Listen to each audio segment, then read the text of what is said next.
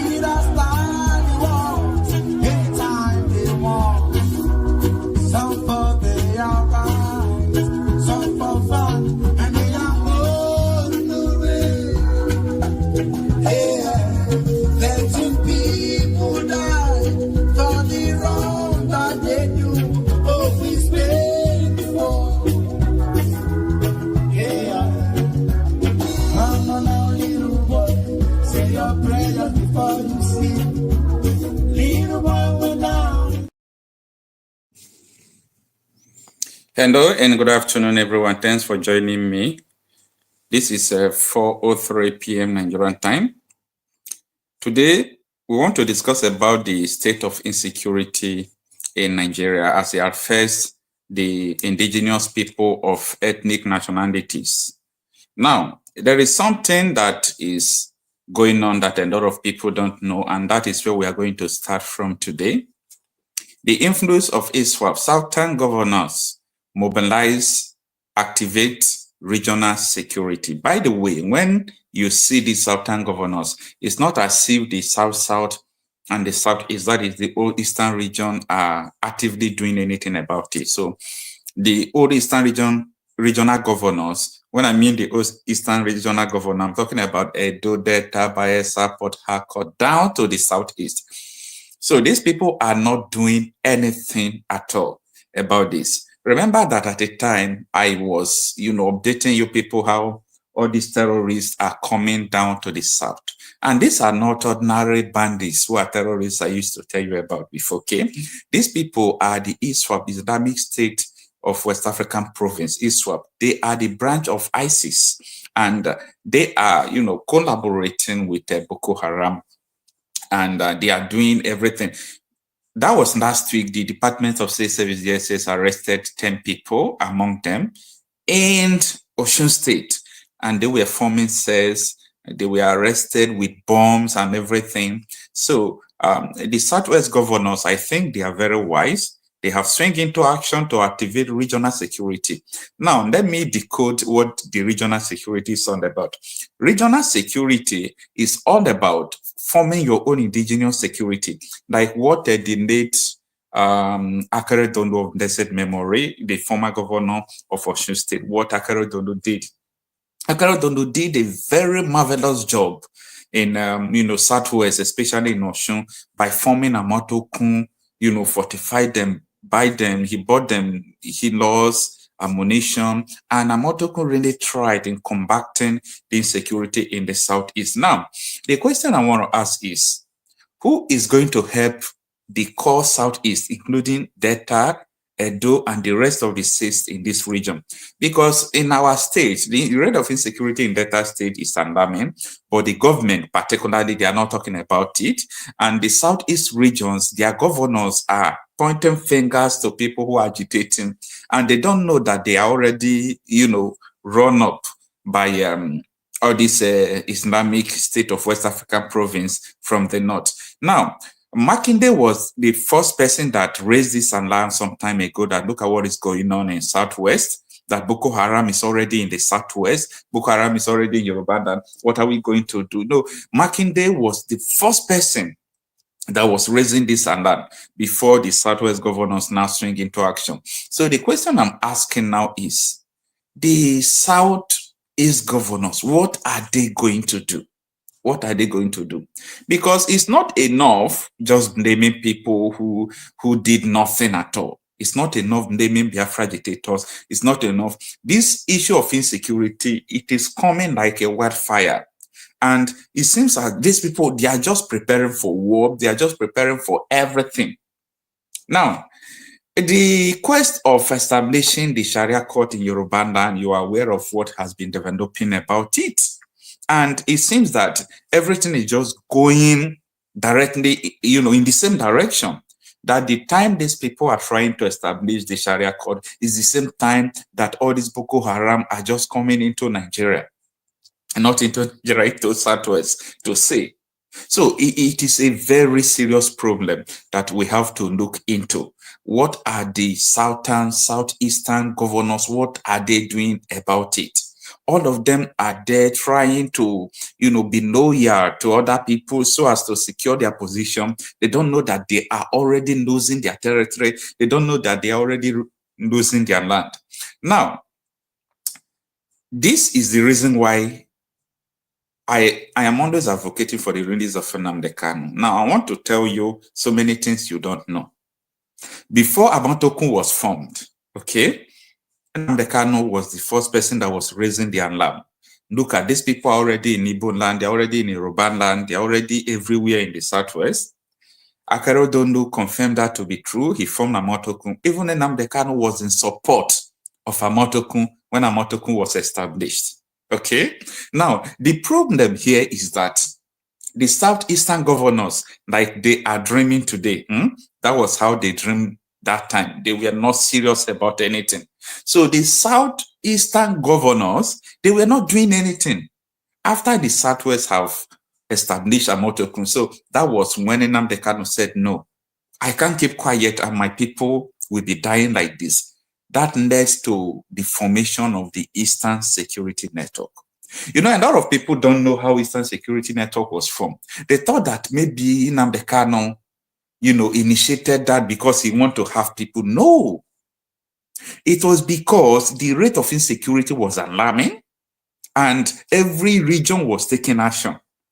Southwest, they were taking action, but the Southeast was not taking action. So Southeast was just dreaming. They were thinking that nothing was going on. Then Nnamdi Kanu now take the leadership to establishing the Eastern Security Network. And that time they work perfectly. They are vigilante group. They are in the bush fighting all those invaders, and everything was just going on. And when the influence of Nnamdi Kanu increased, that was when the southeastern governors now see that, no, this boy or this man is becoming a threat. He's a man, sorry to use that word, boy. This man is becoming a threat to us. And what they did was to proscribe IPOB. What did IPOB do before they were proscribed? That is another question that people are not asking. So, and the reason why the South-West governors activated the regional security is because when you look at the structure of Nigerian security, the soldiers, the police, they can't fight this insecurity. There is no how. Come rain, come some, these people don't have capacity to do that. The former chief of army staff that just passed on, that died, told us that the number of army we even have, soldiers we have in Nigeria, can't combat the insecurity we have in Nigeria. So that is from another point of view that you have to look at. So if the number of soldiers, police we have in Nigeria can't combat it, people should be thinking out of the box. And at the end, everything just boils down to what we all have been saying, that the nation Nigeria cannot protect us. It can't protect us. If you see the way they deal with soldiers who are fighting insecurity, they don't deal with Boko Haram like that.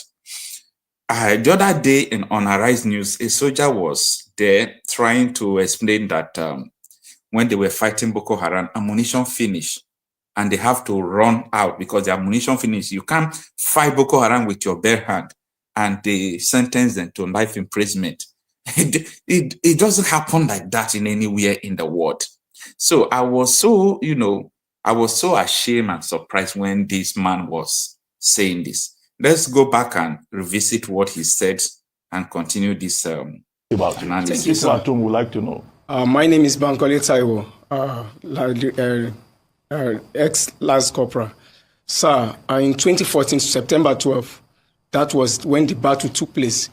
I was deployed in Gubbio. In Maiduguri. Now, our CEO now address us. Our present CEO now, our CEO then is the 82D GOC, Colonel H.T. Dada. That is his name. So now he told us that we should go to embark for the fight at Kafia Forest in Gubbio. So now we navigated to Kafia Forest in Gubbio. They told us that they were going to give us jets that will go ahead of us because we don't know how the place is like. And now when they got there, when the jet came and just came to do Barazana, all of us, our morale was high. Our morale was high to go for that fight. By getting to that theater ground, everywhere were just Boko Haram territory. Now they just enveloped every one of us. So we just seen battle, bombshell. We fought that fight. 12 September 2013. That was when that fight happened, sir. So by coming back, so when we were being enveloped, because no proper arrangements, I was only Kalashnikov with 60 rounds. So at the end, so we cannot be able to repel that attack, but we are inside the battleground. But by the special grace of God, God took us out of that battleground before we came back to the camp. When we get to our camp, sir, that was when they asked us to go back for reinforcement, to go and bring those that have been that are dead. We lost about 60-something soldiers instantly. We lost 60-something soldiers that very day, sir, when we came back to the camp. So that was when most of us were saying that you people deceive us. What you have to provide for us, you did not provide for us. That is where they changed the story to mutiny, sir. Okay, well, but the Dada that you referred to, that would probably be Taiwo Dada, right? Taiwo Dada, yeah. He's now a brigadier general. Yes, he's now a major general now. Yes, yeah. Okay, thank you very much for your accounts, and I think it's really brave of you to come on here and really advocate for yourselves. You have made your demands, or at least expressions known. You want your discharge certificate, and you also want an opportunity to continue life after the military. Yes. But I want to ask you, because what you described happened about 13 years ago, 2013 or 12 years ago to this day. Have things changed? I ask because here we try to talk about the welfare of our gallant soldiers. We can say all we can or what we will about our soldiers, but we often try to talk about improving the welfare. I know you still keep in touch with some of your colleagues, and this is for both of you. Has it changed? Are you better equipped? Is the treatment better? Are you more confident to face the enemy, with what you have on ground? I think it would be great because we need to move forward and change things. I would like to ask you, and then I'll come to you too, Mr. Bankole. Thank you, ma'am. Thank you. I really appreciate you for this question. The truth is that things has not changed. Things has not changed. The truth is that, my colleagues in the army, those are still in the system, they will not want, if they are here now, they won't be able to tell you that things has changed. They will just tell you all is well. Because, in the force, there is this pattern that, the reason why we suffered mutiny of the thing was because we speaked out. Yeah. Was because we cried out. There was nothing, all Nigerians know there was nothing like mutiny. We fought, we did the best we could do. Mm-hmm. We did the best we could do. But simply because we cried out that this wicked and deadly sets that come against us, that terrorize the country, they are more equipped in terms of weapon. When Boko Haram are coming, they are coming all the way from they are coming to attack us here. All the way from Lekki, they will be shooting. You'll be hearing the sound of MG. You understand? If you want to come and fight me here, you are supposed to come in hiding, ambush me, and unknown to me, then you start attack. You understand? Yeah. They will be coming with full confidence. They use drum. Drums. Yes. Then there's a diesel inside that drums. Yeah. They belt their ammunition on GPMG. Yeah. As a result of that diesel, there will be no stoppages. Mm. The only thing you will be hearing is that's what you'll be hearing. From Lekki to this place, you'll be hearing their sound. That is to tell you that we are coming. We are not scared. Mm. Do you understand? Yes. And They are doing that because they understand that they will never run out of ammunition. They will never run out of ammunition. You can now imagine they are coming to meet us. Me, the highest I have with me, the highest rounds I have with me is 60 rounds, 30 rounds, 2 magazines. So I have to start as a trained person. We are trained personnel. Yeah. We have to start making sure that we count our rounds. Each bullet counts. Each bullet perform the work, the what you sent it for. Do you understand? Yes. But at a time, the last operation we went to at Kafia Forest, the time that like my colleague rightly said, when those people have an upper hand on us was that when they begin to hear soldiers shouting, "Ammo, ammo, ammunition," this tell them that, oh, these people are out of ammunition. And before you know, they flank us right, left. And before you know, Boko Haram are by the right, Boko Haram by the left, Boko Haram before us, Boko Haram behind us. You understand? It takes God's grace for us. So for any one of them saying we are turning back, nothing has changed. Like one of my colleagues said, if we have enough weapons, sophisticated weapon, ammunition, we are going for. We already identified these people. So you're able to. We are more than able. Nigerian soldiers are more than able to tackle the ongoing. Thank you very much. I'll bring Mr. Bankole before we go. I know our time is fast spent. I want your own perspective. And now, very specifically, what would you want the Nigerian army to do to improve the lot of your colleagues, or at least ex-colleagues who are still there? Because tomorrow, like Dr. Bati had identified, is Armed Forces Remembrance Day. We don't want to lose more soldiers, especially for negligence or for the fact that you're not equipped enough. So what would you like them to do? Thank you, ma'am. What I just want the army to do for the ones that are still in the service today is that let them take good care of them in terms of their welfare, in terms of their environment, their health. Let me just use as an example. They value the senior officers. The senior officers, they value them more than the young officers and it is the young officers that are performing the job rightly, but they will not take care of go and look the environment in the barrack, very tattered area, dirty area, using no water, nothing, no electricity, like in a Keja cantonment. Things are not even okay there. And let me say, as a security personnel, as a security operative in this country, they're supposed to take good care because we are the one dying for the nation. We are the one that will be dying for the nation. We are the one that is defending the nation. So what I just want, because as rightly you say that tomorrow which is the for Armed Forces Remembrance Day, there are many fallen heroes. Their family are suffering. Never even knew that they have passed through military perspective before. So what I would just want them to do is that let them take good care of these soldiers, because I think that I'm no more there anymore now. But by the special grace of God, things will get better. Yes, well, thank you so much to you both, Mr. Bankole Taiwo and of course Mr. Ayodele Olawale. All right. So that was the testimony of some military personnel who were, not that they were discharged. They sentenced them to death. They said they committed mutiny. When we are saying all these things, it seems as if we don't know what we are talking about, or we are just cooking a story or cooking, news for people to think that Nigeria is more dangerous than it is. This is just from a national television. A former soldier was there talking about what he went through. This is so pathetic. This is so bad. Now, let me come back to the activation of regional security. The Southwest governors activating a regional security is the best thing that will happen to the region. Because you can't trust the Nigerian army, and this is the reason why you can't trust them. Just imagine the people they sent forth, they told them that they will come with the military aircraft. That when you people are on the ground, the aircraft, fighter jet will be in the up, or helicopter will be above you, guiding you people.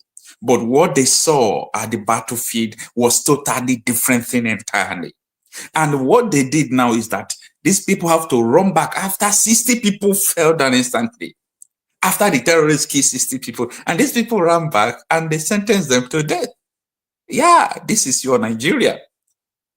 So when we are saying all these things, it seems as if we don't know what we are saying. Now, look at what is going on now. Last week, I told you people how the ISWAP, Boko Haram, how they are trooping back to the south. Not as if all these terrorists they call bandits have never been in the south before. But the rate at which Boko Haram and ISWAP came to the south last 2 weeks is alarming. But the Southwest governors are so smart. They are so smart for them to, this is a swift response, for them to just gather together within 2 weeks, form a regional security. I'm still watching Edo, Delta, Anambra, Calabar, all these places, I'm still watching them. They are still playing the politics of hate. They are still hating one another. They never knew what is coming to them. They don't know what is coming to them. Now, what should they be doing now? It is time for the Southeast to know that the soldiers, the police is not the solution to the security problem we have in Nigeria. It has been tested. We have seen it.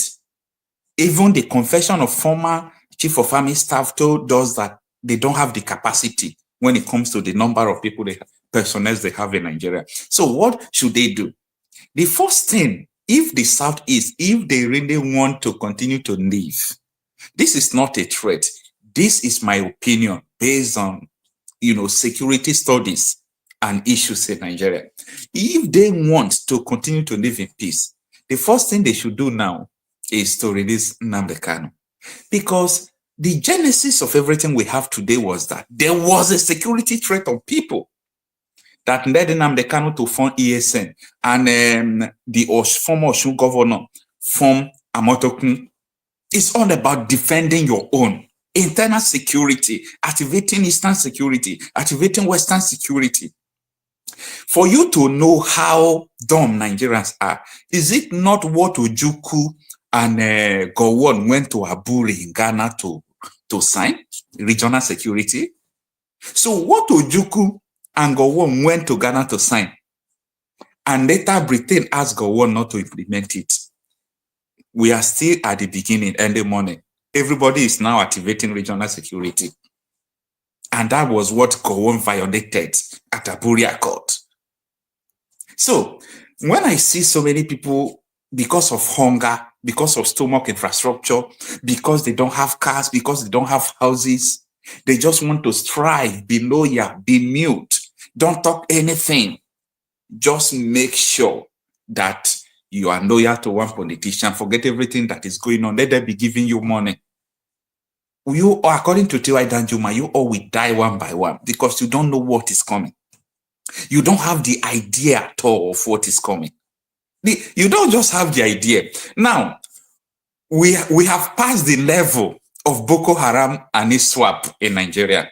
Look at what the army spokesperson is telling us yesterday. Just take a listen. In summarizing, I'll say it is clear that in recent times, there have been some form of resurgence in terror attacks, particularly in the northwest and in the northeast. These resurgent attacks have taken place. It started with Kareto last year in Borno State.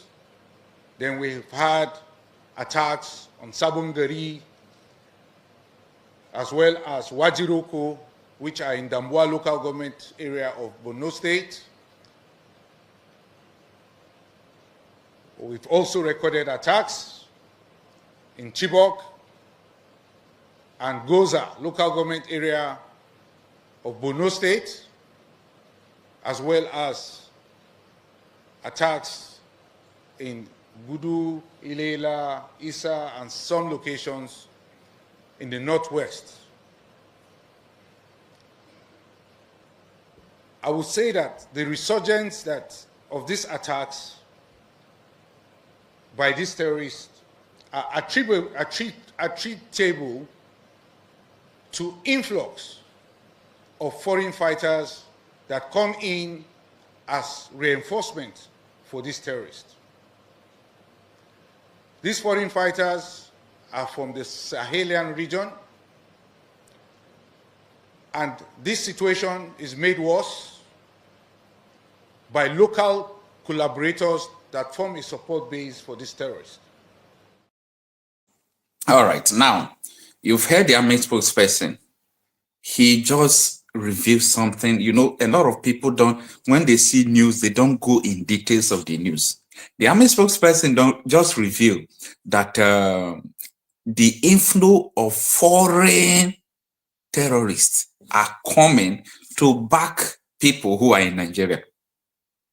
What is the essence of foreign terrorists coming? Now, go back to my video of last 2 weeks. This thing the army spokesperson is saying today, go and check whether I did not make the video last 2 weeks. Go and check it. You understand? So that you will know that we are not here to play. We come here to tell you what is going on. It's not because we hate anybody, but we are just here because of humanity. It's because of your life and my life. Our lives are in danger. As far as you are living in this Nigeria, your life is in danger. You are not free yet. There is no freedom in Nigeria because you can just sleep and wake up and what you see is just a stray bullet. Nobody is normal in this country anymore. So the foreigners are now coming into Nigeria and people will still take it as a child's play. Why the people who are in the north are trooping to the south? Look at this. Look at the systematic move that these people are using. The people in the north, they are now going back to the south, going to Yoruba land, South, Igbo land. Why those ones in the north are being reinforced? I'm not the one that is saying this, right? That is the army spokesperson telling you that the foreigners now are coming. People who are there are going to the southwest. What are you going to do? What are you going to do? You know, Nigeria is a very heterogeneous and voluminous country. Both the population, the land mass is so big to the extent that if someone is just in his village or in his community, you have not moved out and you think that that is the way Nigeria is. Anyway, before we go forward, we are opening our line now. You can join us live through the StreamYard that is on the screen there. You can see it on the comment section. And also, you can also call us on WhatsApp through this number on the screen. So what we are saying in essence is that the release of Nnamdi Kanu now is more just needed now. This is not because of freedom or this is because of lives. This issue of insecurity, people should not play with it, okay? People should not play with it. And people will begin now to think and realize why the Biafra agitation the candle has never quenched. The fire has never quenched because people are seeing what is happening. To my greatest surprise, most of the things happening in Nigeria, the governors don't know, especially the southeastern governors, Delta, Edo, all these people, they don't know anything about insecurity going on in Nigeria. Maybe tomorrow we'll have someone who will be there to know, but the people we have on ground, they know little about what is going on in Nigeria. So if you look at everything around, you will see that we are in serious trouble. So let us know what you think about it. Let's have some calls. You can call us, as I said, through this WhatsApp number. Or if you feel like joining us live, you can join us live. Let's discuss about this. Hello. Hello, good morning. Yeah. I'm Jessica calling from New York. All right. Good evening, madam. It's evening over here. Yeah. Yeah, thank you, friend. The question I have to ask, you said the governors don't know the East. You're all aware of it. They are aware of everything going on. And the question I will ask again, why is Tinubu not removing that man he made defense minister? Exactly. So why is he not removing him? He don't have the, let me just answer it. And they left the man. Yeah, let me just answer it before you move forward. He don't have the power to remove it because he's not the one that put him there. Let him try it, let's see what happens. Not like just, I agree with you. Remove him, let's see what happens. Let the wars happen. I disagree with you. Okay, man. No. I disagree with you. Let him remove it. Let's see what happens. He can take the boot to bring tax. Remove them and let's see what happens. Okay. You just tell me If he just think he has power, he appointed him. Who appointed him? You think he appointed him? I disagree with you. Let's remove him first. Let's see the chaos in Nigeria. You can't tell me he can't. Because let Tinubu remove that man. Let them kill him. Let's see the chaos in Nigeria. Telling me that he cannot remove him. Who made him? All right. I will tell you. What are you talking about? I will tell you why Tinubu cannot remove him. He can. Okay. Now, he's afraid of let Tinubu die for Nigeria to survive. But he's living his life. What are you talking about? Let Tinubu die for Nigeria to survive. If the people are dying every day, tell me they can't remove him. I disagree with you 100%. Okay. Remove him first. Let's see the chaos in Nigeria. Then let the whole world know that there's a problem. But because if you want to be, you should know that people, Nigerians don't even know what's going on. Because they don't have access to data, just as I have here. Like I pay my phone bill, pay my data, I have access to every my network. I don't even need to start buying a card every day in America. These people know this. They know that. They don't want to do it in Nigeria. So they're increasing phone bill. So that people, when they do that, when they're going to implement it, so how people will have time to even get out to watch what's going on? These things are not being seen in national television. These things are not discussed in what's that nasty way that this left the group that call itself doctor. It's not even discussed there. That is right. All right. That's what I'm saying. Let me come in. The only people can have access is through data. They don't even have it now. They're trying to block you from having data. So how will Nigerians know what's going on? Eastern government know what's going on. They're all aware. They're all doing it for 20. Tinubu is busy preparing for 2027. And you think he can't move that man? No. Tinubu should move that man first. That man should be dropped.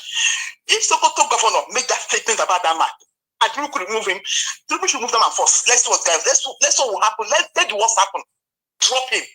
If you have the guts to implement tax on the northerners, that guy, he said no going back. Let him do no going back, and then he take them off. But they have it.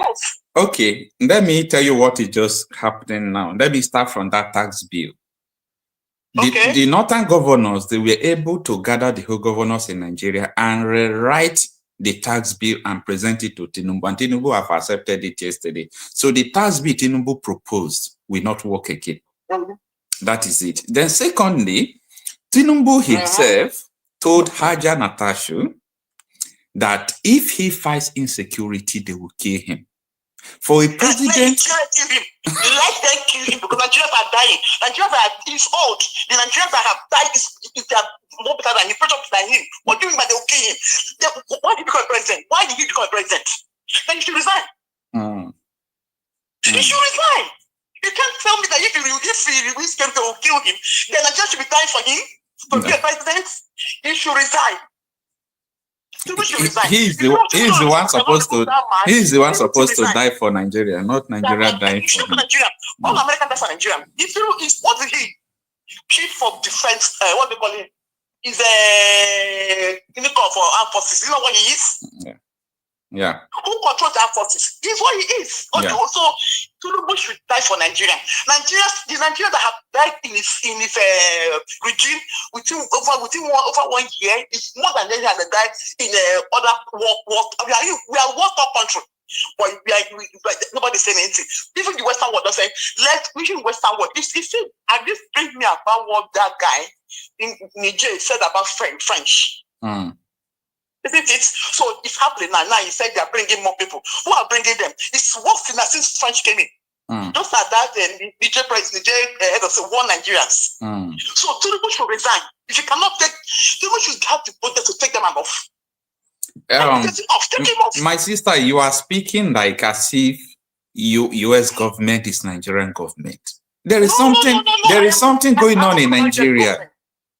That's what I'm saying. Tinubu should take that. Let them take Tinubu off. Let's see. You will see Nigeria will disintegrate by force. How did he become the president? I am not after that. Take them off. That affects everything happening now, sister. Let him take the man off first. because it doesn't make sense. Take the man off. The man is to the whole country, the whole world. No, even Arab, United, and what pains me is that these people are talking about Sharia. The people that practice Sharia, that developed. Yeah. Go to Saudi, Qatar. They're not like that. Go to Qatar. So what has the Sharia so far brought to this north since you've been practicing Sharia? Nothing. What is the Sharia brought to you people in the north? Nothing. It's so crazy. Look at Sharia.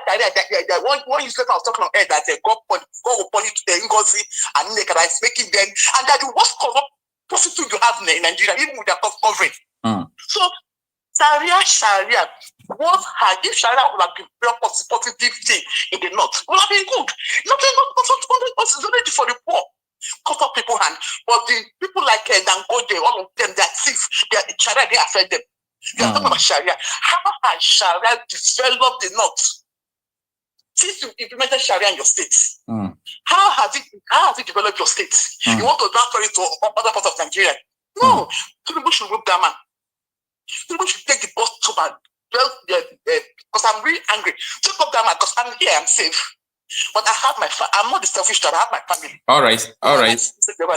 And my colleague, every time they keep asking for money. All right, so sister. Crazy. I want to chip in something now. Okay. The former COS, Chief of Army Staff, Lagbaja, before he died, he told us something that of course, I'm aware of it, yeah? Yes, that the soldiers, the police, that they can't fight the insecurity in Nigeria. Now, apart from that, you see what the Southwest governor just did yesterday by activating regional security. And these regional securities are not army. They are not soldiers. They are Yoruba people who will be fortified. They will give them gun and go to the bush and defend them. That is in the east. So what happened to Nnamdi Kanu?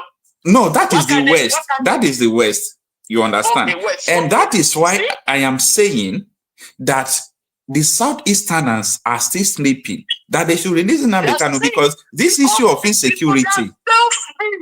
They're only thinking about their own stuff. That's just a Tinubu. That's what I'm talking about. The South, it is the Southwest governors, Southeast governors that proscribed the ipob as terrorists. Yeah. Have you ever had the northern people calling their people terrorists? No. They call them bandits. Yeah. You have never had the even rather it's so annoying. They rehabilitate them and bring them back to the society.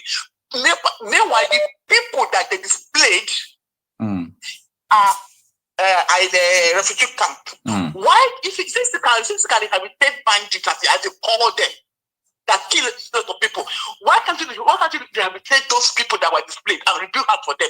They never don't talk about that. They are in the display camp. Those are the same people want to bring to the Imo state, my state. Because there is an agenda behind it. And that is what I was trying to let you know. That's what I'm saying. It is the Eastern collaboration with the Eastern governor. People like that useless people, all of them, except the OT governor. So what I'm saying that Tinubu should remove that defense minister. He should take him out. Let's see what will happen. Let the wars happen. What has already happened? What else will not happen? The first thing, sister, let me tell you, the way Nigeria is going now, Nigeria is going in a way that every region is saving themselves now. Every region is, the north, they are already gathering muscles. They are already gathering. The Southwest are already gathering. Tinubu knows what is going on. But the Easterners are still sleeping.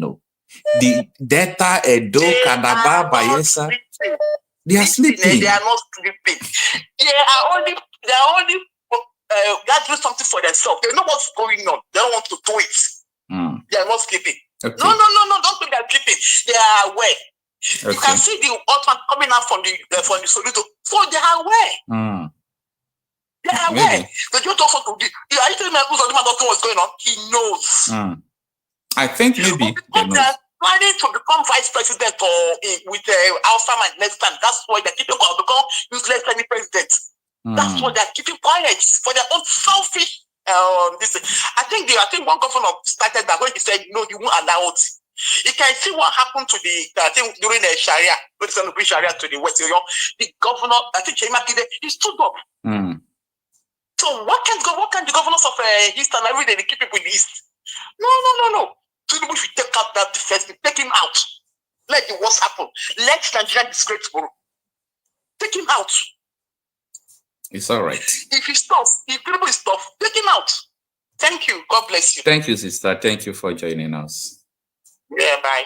All right.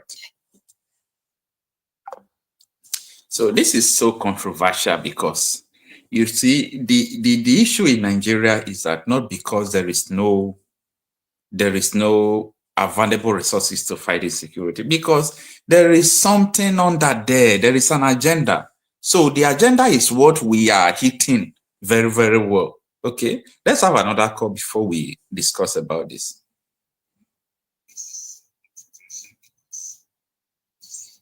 Hello. Hello? Yeah, good evening, sir. Thanks for joining us. Hello, my brother, how are you doing? I'm very fine, sir. And you? We're doing great. All right, sir. Your name and where you are calling from? Once again, he's from Denmark. All right, thanks for joining us. Thank you, brother. You have the floor for the next 5 minutes. Yeah. Okay. Well, I saw the cut from this morning that they said that the army was lamenting that foreign missionaries have joined the Boko Haram stuff. Yeah. And not I can remember. And not only that, following that, the Eastern governors has activated the what is it called? The regional security. Not Amotokun. They are empowering Amotokun and also establishing a new regional security again to combat the ISWAP terrorists that are coming to the south. Okay. So my brother, you said, I think it was two or 3 days ago when you talk about the influx of people from the north. Yeah. And this is just a calculated attempt. You know, it was not up to 1 week that those people that influx happened. And the next thing is that some people, there was influx of terrorists who are joining them. But remember, one governor from Kaduna welcomed them as Nigerians that are deported from Nigeria. Yeah, that was governor of Kanu. They welcome people who use plane to come. They say they are coming from Niger with plane. With plane. Niger, haven't you been to Niger before? Do you need Niger? Do you need plane to cross from Niger to Nigeria? I've been to Niger 3 times. There is no how you will tell me to describe Niger versus Nigeria that I can't describe it to you. The only place, the 3 times I went there, the only place I followed through the custom was just that straight road where you will go there and meet the checkpost there. They will check your passport and allow you to go. That is just the checkpoint there. My brother, you see, the truth of the matter is this. Let's stop fooling ourselves. These people, they know what they're doing. You know, one thing with these Fulanists and the Islam, it can take them 100 years to plan, but they never give up. Yeah. And when they are planning, as we are dying, you are imparting the knowledge to your children to keep from where you stop. It doesn't matter. So these people, they know what they are doing. Those people that they are doing that came from Nigeria, that were deported, can they show us their identities? Can they show their families? That was what I was asking. So these are the people that are coming to fight for them. And I want to make one thing clear today. You see, starting from all the pushers in the north, starting from what do you call them? World Councilor to the Vice President. Okay. They are all Boko Haram members and sponsors. Go and mark it somewhere. There's no politician in the north that is not a member of Boko Haram. Do you know why? Why? Boko Haram and Nigerian and other politicians have one agenda, but in 2 forms. They have one agenda, but they are coming in 2 forms. These people are coming from political angle to Islamize Nigeria. These ones are coming from forceful angle with war. So whichever one that favors them, they will all join. This is the agenda. They have no difference. They Okay. all have one target. When you talk about Boko Haram terrorists, they are all sitting in the House of in the Senate. They are all sitting in the House of Assembly. They are all sitting in National Rock. They know themselves. Let's not fool ourselves. They have one common agenda, which is to survive the country. This one, they said, okay, let's divide it into two. These ones will come with force, with jihad. Let these ones come with political. Anyone that goes easier, we join them. Let's stop fooling ourselves. The number one architect of all these things is Sultan of Sokoto. He's the strong member. He's their sponsor. They all know. Okay, why is it that they have never prosecuted any of these people? All the people that the CDS was telling us that it was foreigners who are sponsoring the terrorism in Nigeria. Yeah. When the UAE sent number of those who are sponsoring them, did they prosecute any of them? They did nothing. They did nothing. You didn't get it again. Okay, as I saw on news last time, UK, one Dubai guy was telling UK that UK will be worse than most of the Arab countries. You know why? Because all the Islamists they send out from Dubai, from Qatar, from Kuwait, they are coming to UK. That's exactly what Nigeria is doing. So let's talk to ourselves about insecurity about the activation of regional security. This is the only thing that these people are trying to avoid, because once you have regional government and regional securities, you don't need to take permission from Abuja to defend your own. You don't need to take permission from Abuja, because taking permission from Abuja, who is there in Abuja as IG or as COS or Chief Army Staff? It's a Fulani man. You keep calling before you know they have done their worst and go. So when they have regional security, that will help. But they have been fighting it because they know it will thwart all their plans. Yeah. For those of the south east and the south, I think those people they know what they're doing. But it's because of their oath of allegiance to the caliphate, they don't want to do anything, because all their ambition is their next position after time from governor. Their target is how to become a senator. And because of that, they wouldn't like to do anything that will offend their famous in Sokoto, where they have taken an oath of allegiance. Okay. So they want to keep playing ostrich. Let's keep watching and see what will happen. But for them, they know exactly what's happening. They know it very well. But because of their selfish interest, that's the problem. It's all right. Thank you so much for your opinion about this. I think it's not far from the truth. My brother, anybody who is telling you something else, that person is lying. If we can tell ourselves the truth, let's go to the House of Assembly, Senate. They are all those that sitting there with them. They are all terrorists. They are all sponsors. They can't deny it. Alin Duma, somebody Alin Duma. Sometimes he was found guilty. Has he been discharged? Shetima Katim, the vice president, is a member. Have they discussed about him? The other one, what do they call him? The one that handed over to Shetima, Abu Sharif, he is there. Nobody's talking about them. That's why they will have the guts to rehabilitate a terrorist and put inside the army. And they are sometimes one army officer said that even a potential terrorist can vie for the presidency and become a president, because they all have one agenda. Okocha, this caller is hitting the nail. People who are saying, no, the situation is not unbearable. Let's see how we can make ourselves better. Let's find this country, or let's find a solution. Those who are the ones that are looking for trouble. But those who are killing people, even those who are being killed and displaced and injured, some of them are handicapped today. The government doesn't care about them, but they care about those who are victimizing them. What a country. It's so pathetic. Thank you so much for joining us, sir. Thank you, my brother. Have a good day. All right, sir. Good evening, Mr. Christian. Thanks for joining us, sir. Yeah, thank you, Mr. Okocha. God bless you. So when I interjected, I couldn't hold myself. I said, this caller, Jesus Christ, he was hitting the nail on his head. And why do I say that? He categorically, he said it as it is. They are all, you see these northerners, they are all in it. Heaven bear me witness. They are all in it. They are coming with different angles. The political angle, through the Senate, through whatever you can call it, then they have the angle of the force to the terrorist force. And you see, even you see Shehu Sani, you see those ones? Yeah.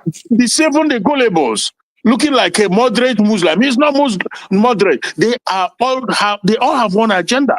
I am telling you the gospel truth.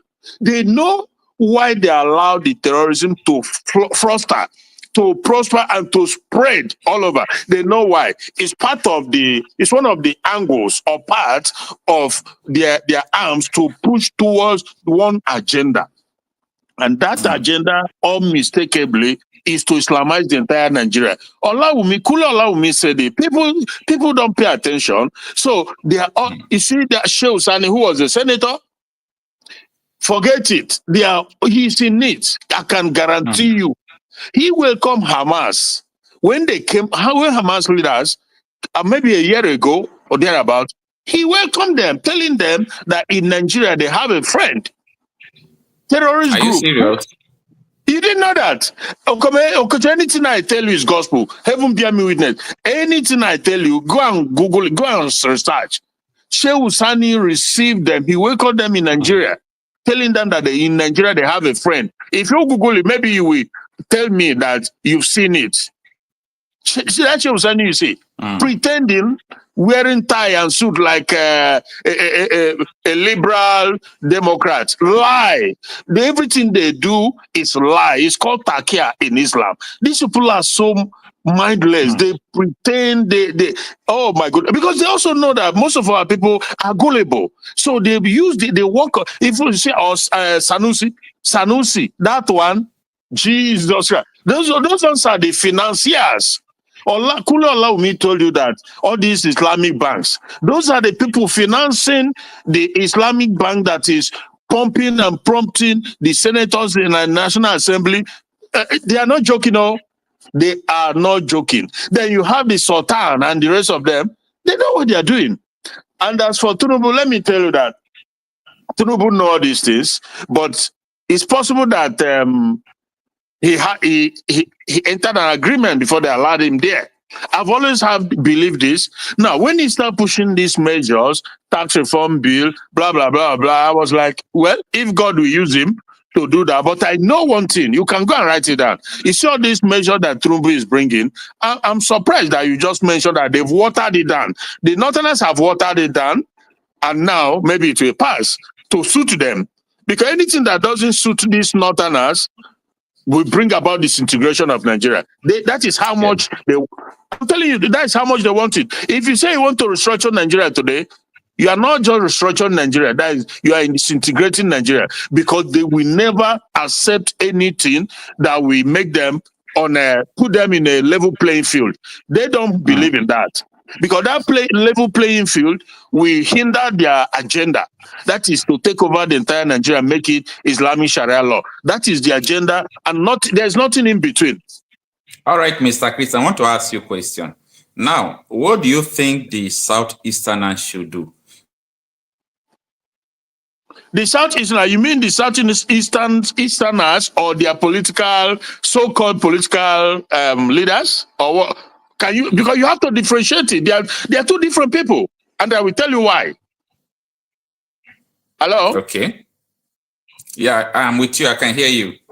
Yeah, the Southeastern politicians, the governors, the senators, and the exception of maybe one, perhaps, that is Ugo Chinyere. But the rest of them, they are agents of this same Fulani hijacked Nigerian system. I don't know if you hear me well. Yes, what do we do? I say, what do we do? People in the Eastern region, Edo, Delta, Port Harcourt, Calabar, Bayelsa, all those Anambra, it seems that they are not doing anything. Like, you see the swift action taken by the Southwest governors. They did not even sleep, they did not dream about it. Immediately, they knew that this thing is going on.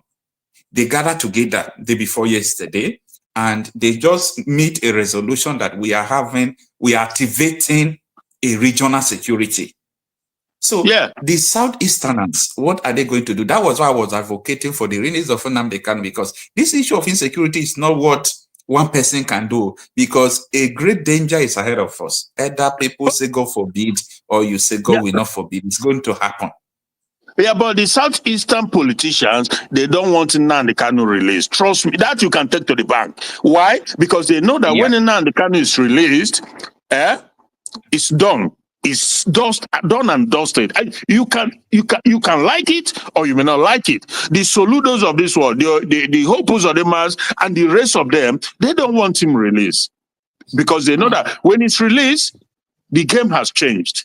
They don't want that. They work so hard to also make sure that Simon Ekpa is kept incommunicado for about 2, maybe going to 3 months now, because they know what Simon Ekpa was doing, the type of power base that he was building on the ground, and they went after him. If you check, they are the same people working with this Fulani hijacked Nigerian system to make him, in conjunction with the British, of course. That again, you can take to the bank to make sure that he is rendered incommunicado. Because for 3 months now, does it mean that meaning people in the Southeast are going to be perished? Okay, this is the good question, and I will tell you why I say it's a good question. You see, there's a contrasting difference between the Southeast. Let me just specifically Southeast. There's difference between them and the Southwest. What is the difference? The difference is that the politicians in the Southwest, they are acting differently from the politicians in the Southeast, while the individuals, the common people, the ordinary people in Southeast, they're acting differently from the people, the ordinary people in the Southwest. The people in the Southeast are more proactive in the defense of their territory, of their life, and their generation unborn, while the politicians, the so-called representative of the Southeasterners, they've sold out 100%. They were put there by this same Fulani hijacked Nigerian system, and they sworn an oath to it, to look away and to allow the Fulanis, the Marudas from the Sahel region, to come and take over and mix up with the people, buy as many, send some to IDP camp, and just, as long as they continue to maintain their power, maintain their position, and this is, I am Okocha, you know I'm an Igbo man. I am telling you how their mind works. Now, the Southwest politicians, we've always had people like that. You remember the late one, Akeredolu, who just, he was very, very firm. He said, not in my lifetime will it happen. He's one of those people who created Omataku, appealing to arm them with sophisticated weapons, but Buhari refused. Now, you have Sheyi Makinde coming out to say the things he said, and other people too, other governors in the Southwest, but you will never see a governor in the Southeast coming to speak like that, because that would be like biting the finger that feeds you, because they were put there, all of them, I can guarantee you, not just speculation, I have information, they were put there. Hope Uzodinma said that our brother from the north, they are bringing food, we have to let them blah, blah, blah, blah, because that is one of the purpose he was picked from number 4 to number 1. He can't go against that. The saving grace is that we have the masses, the ordinary people in Southeast, they will do everything to. So this is just the saving grace. The people, and they don't have the mandate. These politicians in Southeast, they are impostor because we're not elected by the people, and they don't have the mandate of the people. It's a known fact. That is why every Monday there will be a total lockdown, sit at home. They've all tried to stop it, but they couldn't because they don't have the mandate of the people. Shame on them because they force themselves on the people. The people, you've been rejected. So I don't know if that answers your question you asked me, though. Yeah. Actually, it answers the question because for me, I think the release of Nnamdi Kanu is sacrosanct now. It's very, very important. It's something that it should happen so that people should know what to do. So before we continue, sir, let me just receive this call from WhatsApp while we continue with this. Just stay with me. Okay. Hello. Hello, that's my brother. Yeah. Good evening, sir. Thanks for joining us. Yeah, you know me already. My name is Chris, calling from Anambra. Yeah, I know. Yeah. I thank God for people like you and what is happening. people's eyes is beginning to open. And thank God for people like you. And this is that is a sign that time for freedom is here. You understand? Because before now, Fulani has been hiding. I was telling somebody yesterday that I wish if we can remove Fulani from Nigeria, that somehow I believe that if they are not in authority, that Nigeria will not be like this. You understand? Because Fulani, I'm not saying it because I hate them. You understand? Okay. I'm not saying it because I hate them, but being that one is that looking at what they have done to Hausa and, what they have been doing in the north, they know that if Nigeria or maybe Hausa people become rich or become educated, or if things become good in Nigeria, one day Nigeria people will rise up against them. It's just like when you give somebody stole you or something. Okay. You understand? Kill your father, kill your mother, and take over what belongs to you. You know that person, even if you are forgiving that person will always be afraid of you. Yes. And that person will be doing everything to make sure that you never rise. Because that person will believe that if you rise, you will come for revenge. So that is what is happening in Nigeria. Fulani, whether they are smiling or they are preaching, they know what they are doing. Thank God for this, my brother. I just thank God that people's eyes is beginning to open. You understand? Their eyes. And concerning what my brother is saying concerning the East, that the population, that what is still holding that the masses, their way of thinking. Yes, it's not like that before. It's because of the preaching of Nnamdi Kanu. You understand? That is one of the things. That is why they hate Nnamdi. Because he were able to open the eyes of people. Not just only the East. In fact, the entire Nigeria, even these Hausa people that you see, that is rising up today, is as a result of what Nnamdi Kanu did. And they know, Fulani know. You understand? So I wish, but I believe time is coming, and that time is near. At a point, every Nigeria we rise against Fulani. Fulani will pay for what they have done to the Hausas. They will pay for what they have done to the Northerners. All this while. Go and mark it. Time is coming, and they know, they are afraid. They are doing everything. The only thing they will try now is for them to get power again after Tinubu, or even after Tinubu. Okay. Because if Tinubu may be finished and Tinubu give power to Hausa and not Fulani, that will be the end of Fulani. All right. Is it only Fulani that is your problem? What about your governor, Soludo? Do you know why I said it's Fulani? That is our problem. Yeah. Strategically, this thing is not what started today. They started it far back. I am not arguing. I'm not arguing about that. Yeah. I want to give you the reason. I said yes. Do you know the reason? They are the one that the Fulani is the reason why our electoral reason will never work. They are the one that decide our governor for us, our governor. Take, for instance, the one of Imo State. The masses did what they supposed to do. They fought, they did everything. They put the right person. But the reason why I say the Fulani is because they are the one in the leadership. They are the one at the helm of affair. They are the one that, when you come to security, when you come as the president of this nation, they are the one. You understand? During that Buhari time. All right. You have not answered my question, sir. Yeah. I'm asking you about your governor, Chukwuma Soludo. Chukwuma Soludo has his own problem. You understand? And what are you people doing about it? What are you people doing about it? We cannot. Like now, coming this Christmas, this next election now. You understand? Our people might decide to vote him out. Are you getting it? Okay. Hello. So your people might decide. Maybe your people don't even know your mind now. Let me say, generally, being in Anambra, listening to what people is saying, everybody don't want him there because of his performance.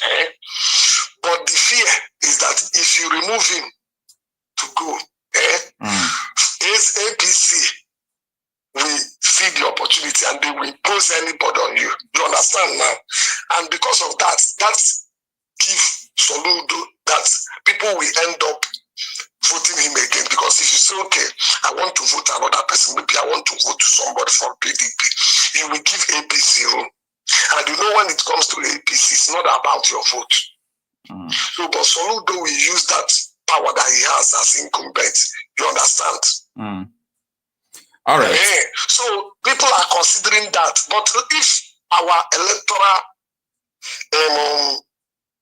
if our vote will count, and people we are sure that if we vote, our vote will count, then we will be confident enough to vote anybody we want to vote. Maybe from like that man from PDP.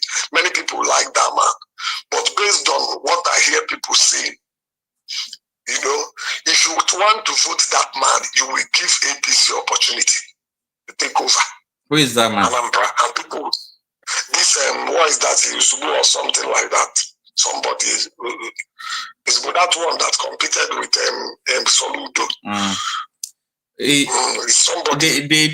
The thing here is this. You know me right from time. I don't have interest again in Nigeria election. But you see Soludo, every now and then, most of his supporters were on WhatsApp fighting. So, because I am telling them the truth, that this man cannot be killing people indirectly. I didn't say he's the one taking gun and killing people, okay? But he's killing people indirectly because of his, inability to protect lives. Now, he's just blaming it. He's just blaming it on Biafra agitators. He's just blaming it on churches. The other day, Father Bube Monso spoke out that, look at, my friend was kidnapped. I called my governor. My governor did not respond. We have to go to Enugu to take tracker, to enter bush, to do all this thing. I pay security agencies 1 million. That's a state supposed to. Instead of Soludo to say, oh, I am sorry. We are trying our best, but we are unable to do that. They went after him. No, this is insane. It's stupid. They went after the Reverend Father that is speaking the truth. Look at what my brother is going through. They went after him, started calling him that you are the reason why there is insecurity. So that is why I'm saying anything. Soludo must not be there. My brother, our people don't like Soludo.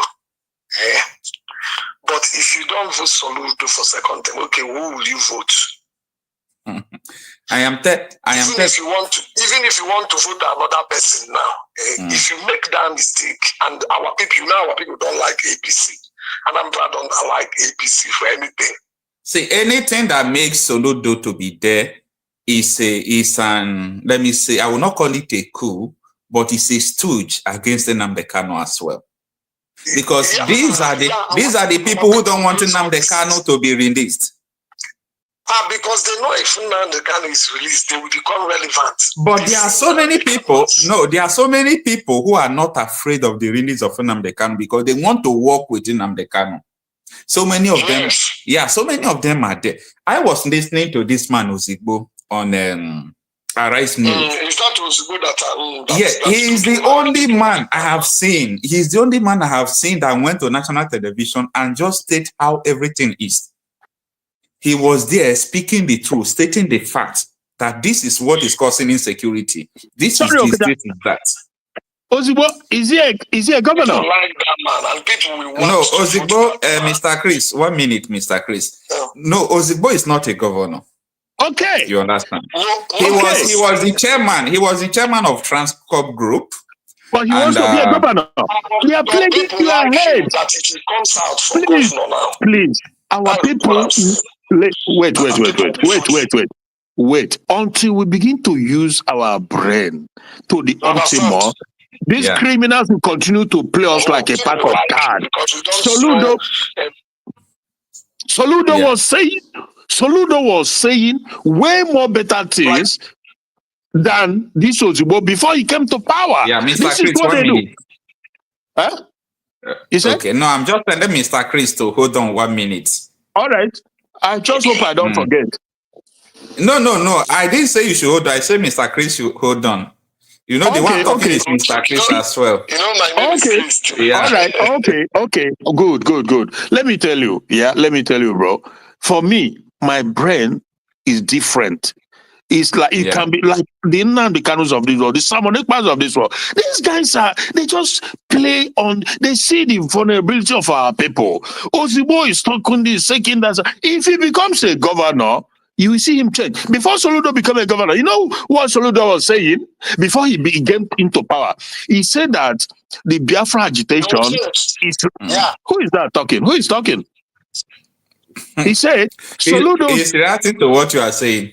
Yeah, so our people, because Nnamdi Kanu, he said our problem is in our brain, nowhere else. From the get-go, it has always been in our brain, even from slavery.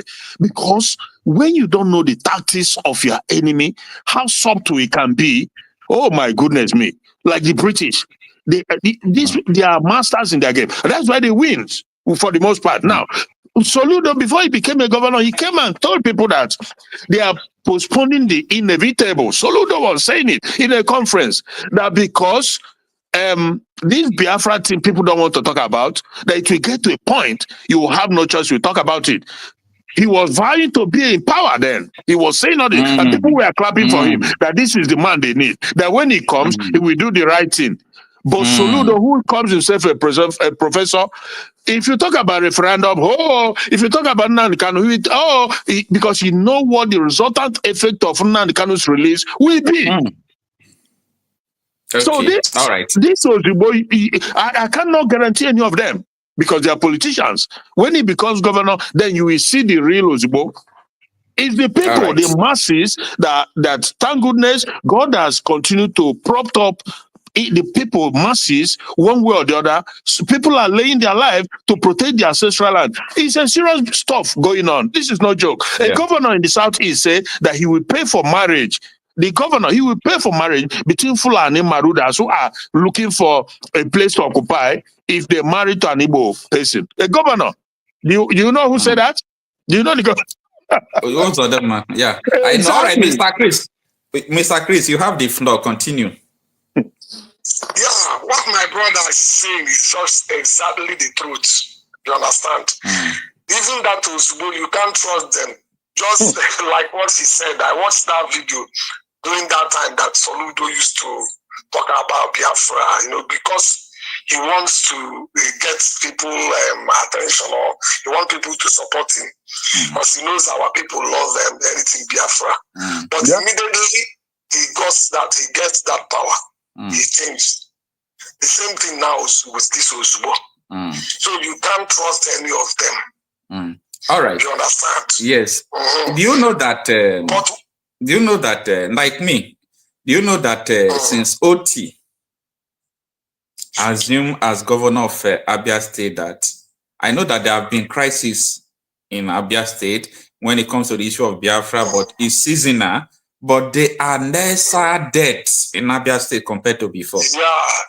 They are no longer killing Biafra because the governor is not ordering the army. I will tell you the reason. Why. The governor is not ordering the army. OT is not ordering the army to go and shoot the young boys. Do you understand it? Yeah, I understand. Yeah. So once you have a governor who always tell them, it was the governor that invited Operation Python Dance to come to the Southeast.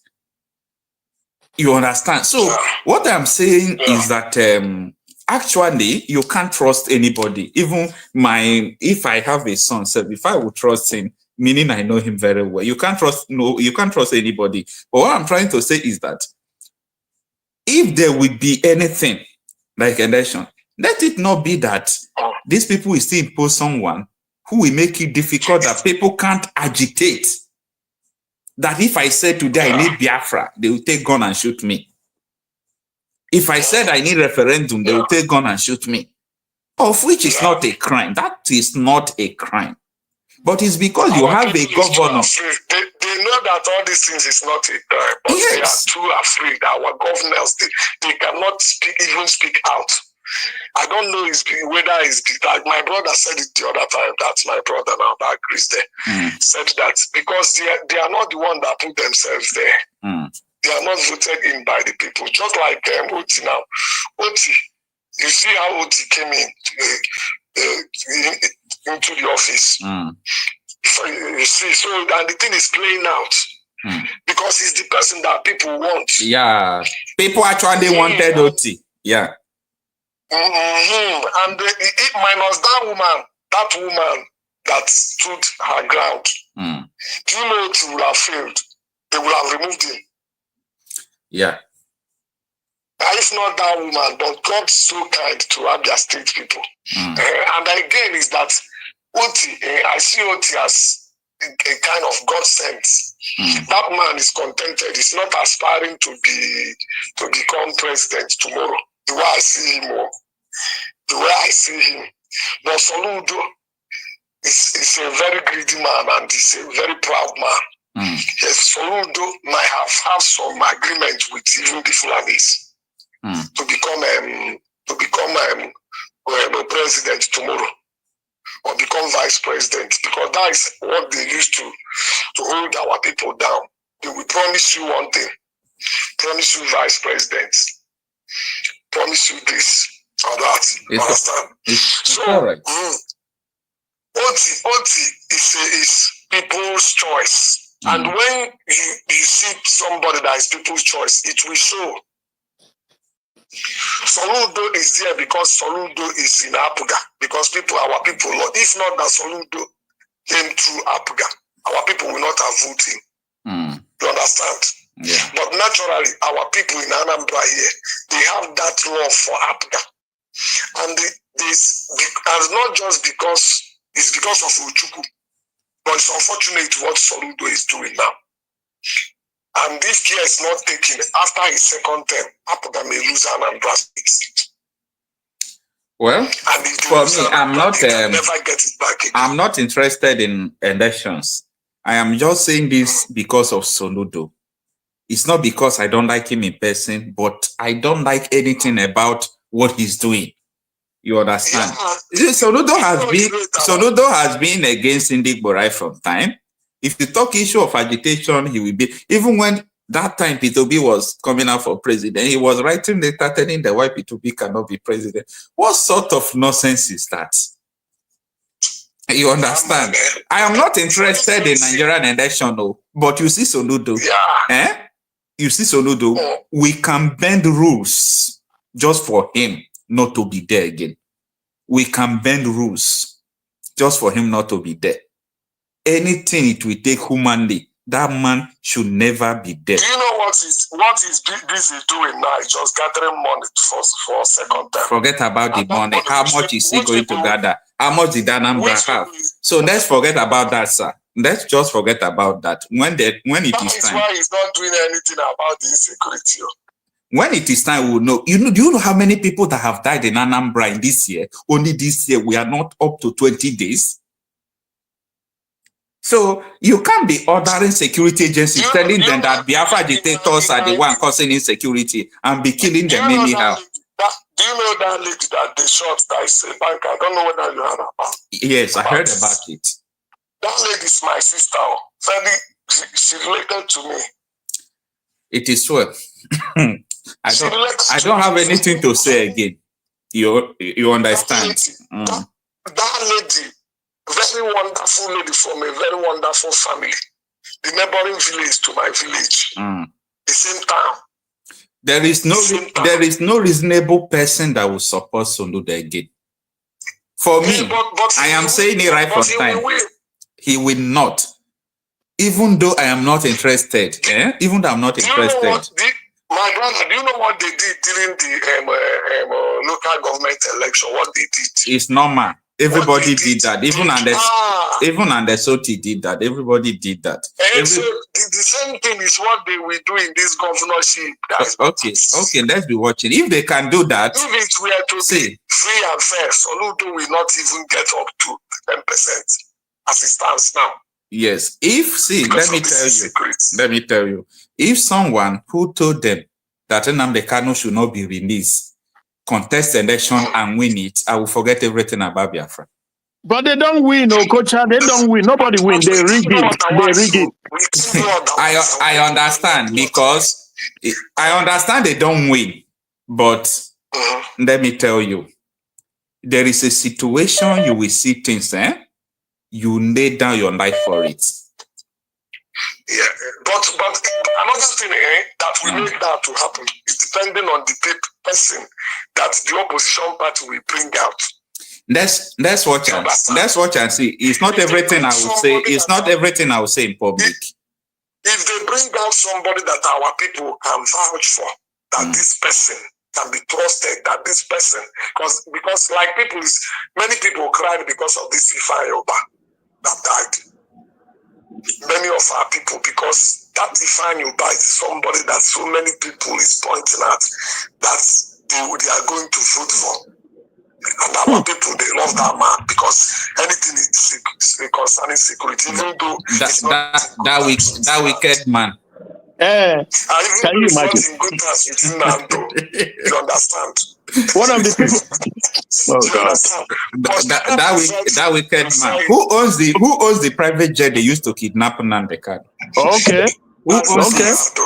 When there is time, no, it is not yet time. When there is time, we are going to open the books for everybody. Everything but will it's come not out. yet time.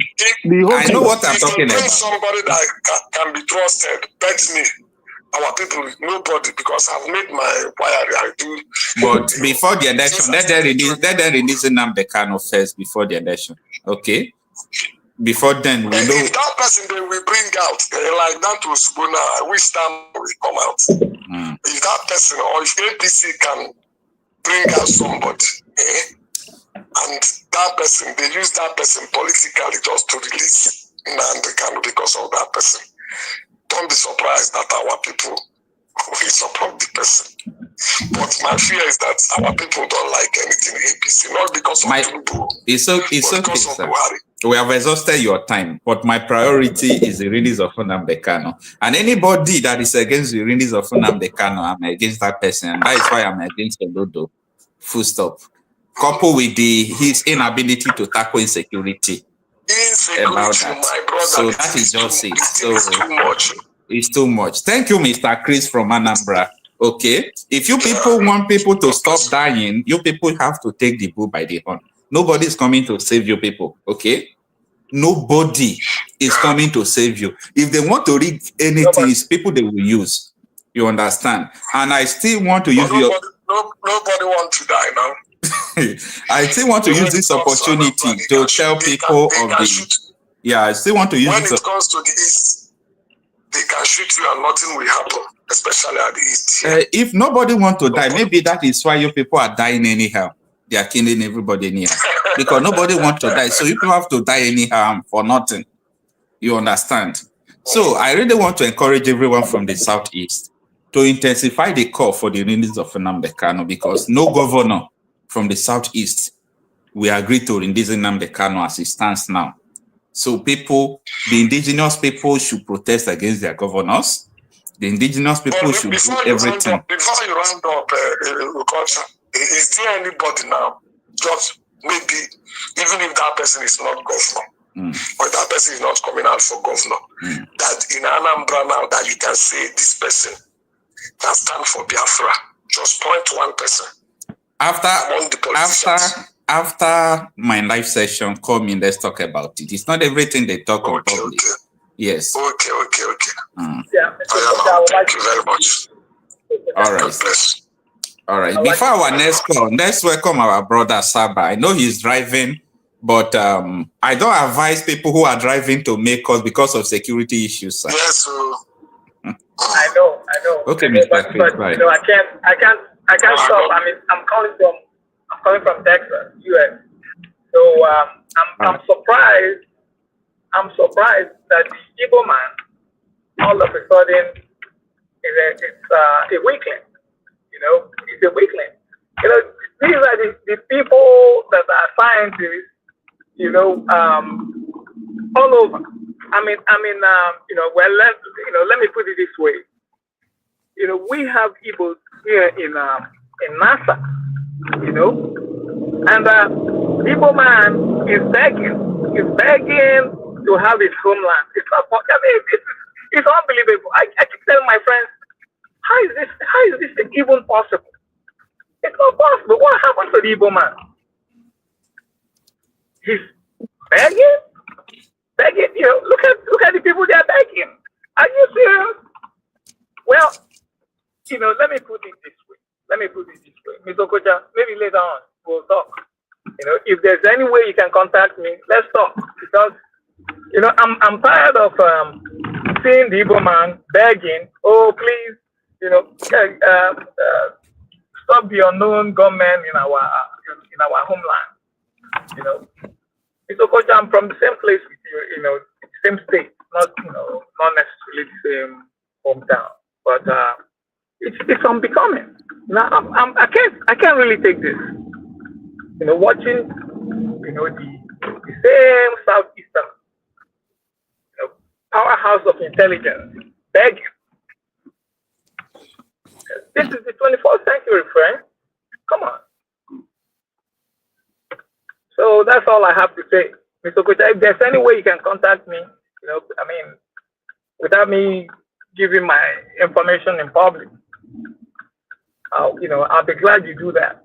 You know, I'm in the US. All right. The only way I could do that is if you can take my WhatsApp number and write me, because you are not joining us by call, so there is no way I would have your number. Okay.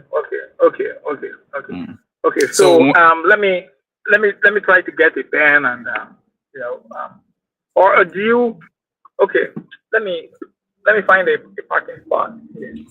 All right. So anytime you park, even though you are not on the screen again, you can see the number on the screen. The number is always on the screen. You can take it from there. All right. So let's go back to the business of the day. Let's have another caller. Sir, you cannot, as I said, you can take it from the screen while I want to go back to WhatsApp and respond to some calls. Okay, that's fine. Thank you. All right.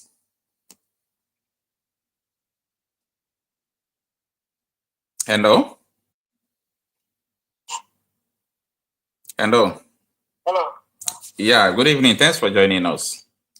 Good evening. My name is Sunday. I'm calling from UK. Oh, Sunday from UK. Yes.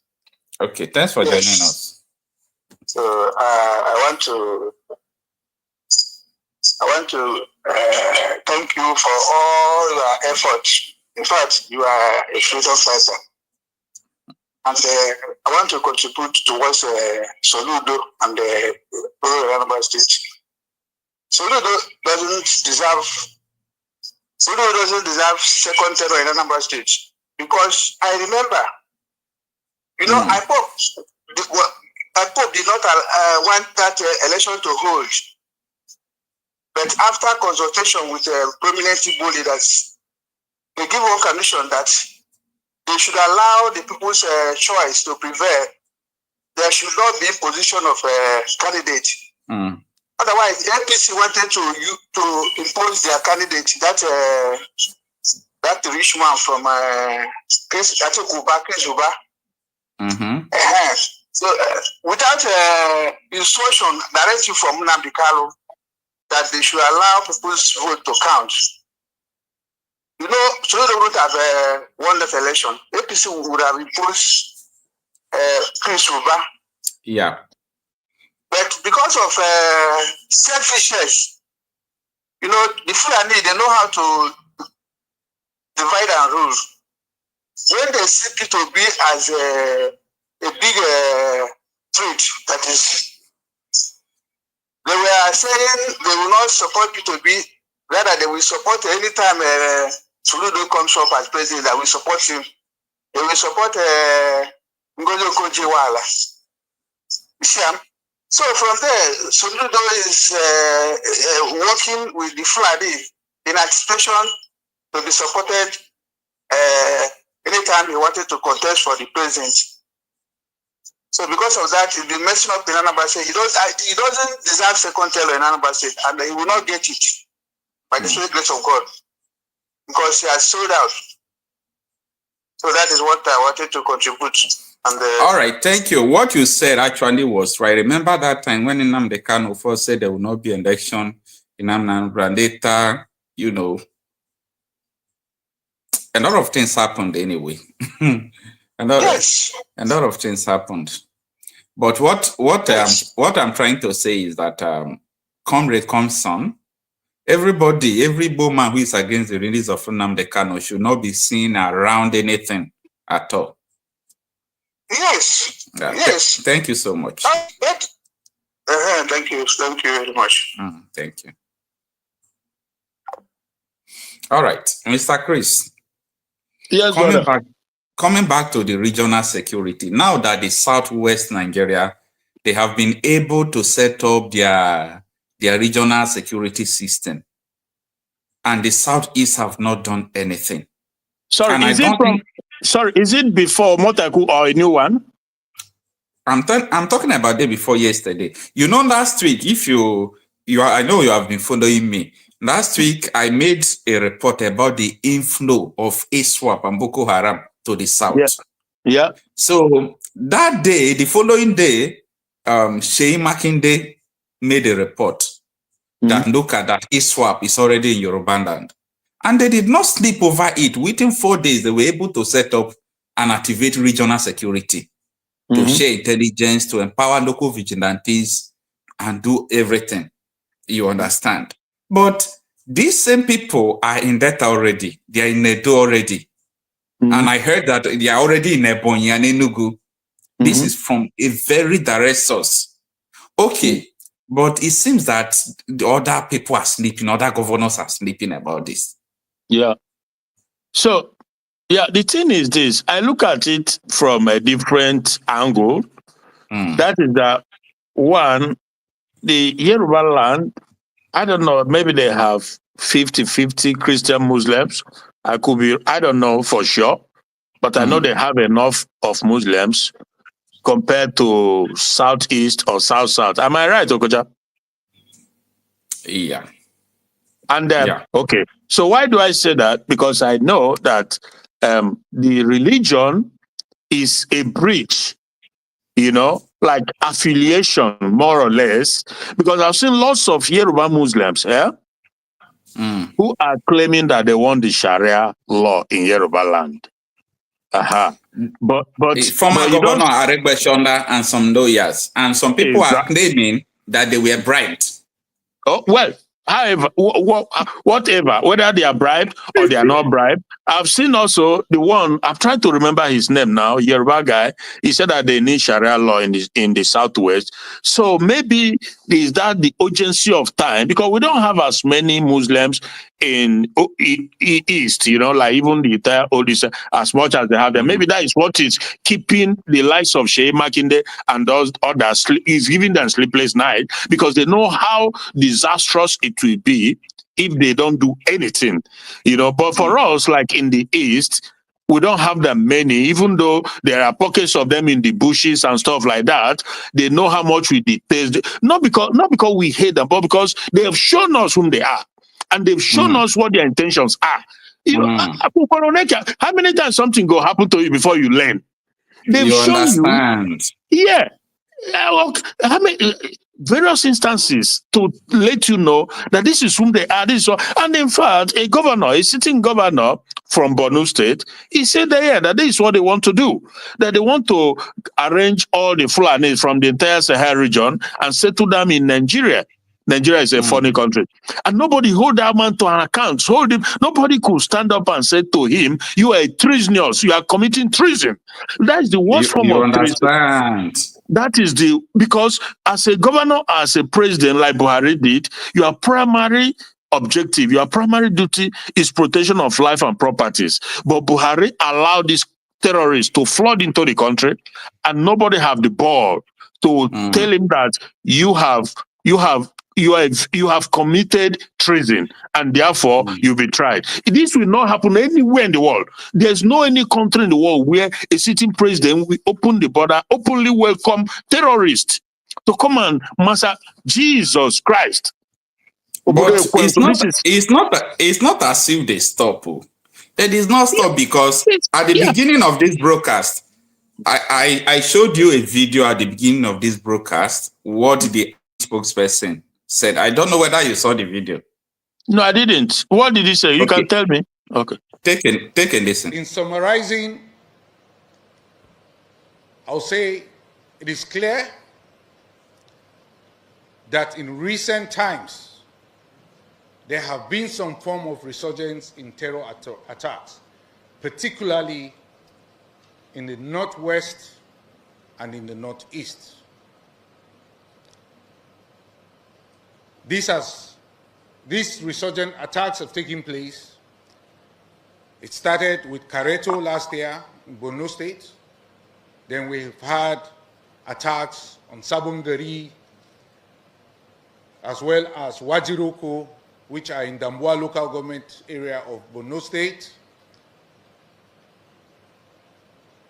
We've also recorded attacks in Chibok and Goza local government area of Borno State, as well as attacks in Budu, Ilela, Isa, and some locations in the northwest.